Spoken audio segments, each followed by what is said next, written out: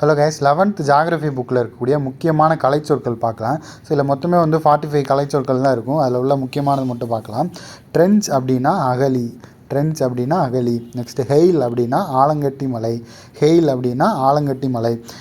அபிசல் planes அப்படின்னா ஆழ்கடல் சமவெளி. பிளெயின்ஸ் அப்படின்னா ஆழ்கடல் சமவெளின்னு தெரியும். ஸோ அபிசல் பிளெயின்ஸ்னால் ஆழ்கடல் சமவெளி. டார்க் எனர்ஜி அப்படின்னா புலப்படாத ஆற்றல். டார்க் எனர்ஜினா புலப்படாத ஆற்றல்.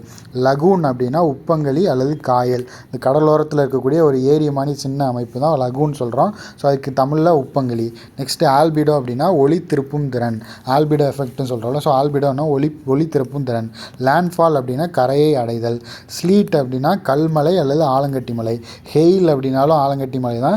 ஸ்லீட் அப்படின்னாலும் ஆலங்கட்டி மலை தான். நோட் பண்ணி வச்சுக்கோங்க. செட்ஜஸ் அப்படின்னா கோரைகள். கோரை புழுக்களை வந்து செட்ஜஸ் அப்படின்னு சொல்கிறோம்.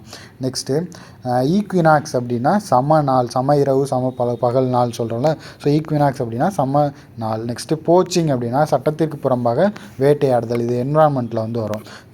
போச்சிங் அப்படின்னா சட்டத்திற்கு புறம்பாக வேட்டையாடுதல். சோலார் ஃப்ளேர் அப்படின்னா சூரிய பட்டொளி. சோலார் ஃப்ளேர் அப்படின்னா சூரிய பட்டொளி.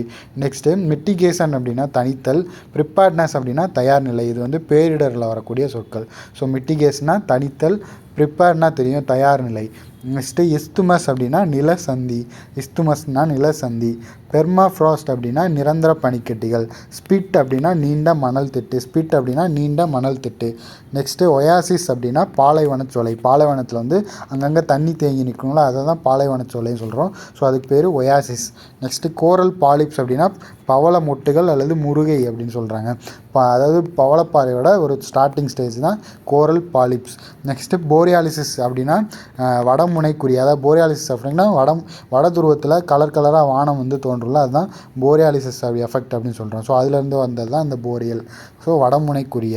நெக்ஸ்ட்டு ஸ்வெல் அப்படின்னா வீக்கம். ஸ்வெல் அப்படின்னா வீக்கம். கான்ட்ராக்ட்ஸ் அப்படின்னா வேகமான நீர்வீழ்ச்சி. ஸோ நோட் பண்ணி வச்சுக்கோங்க. கான்ட்ராக்ட்ஸ் அப்படின்னா வேகமான நீர்வீழ்ச்சி. ஸோ அவ்வளோதான் கைஸ்.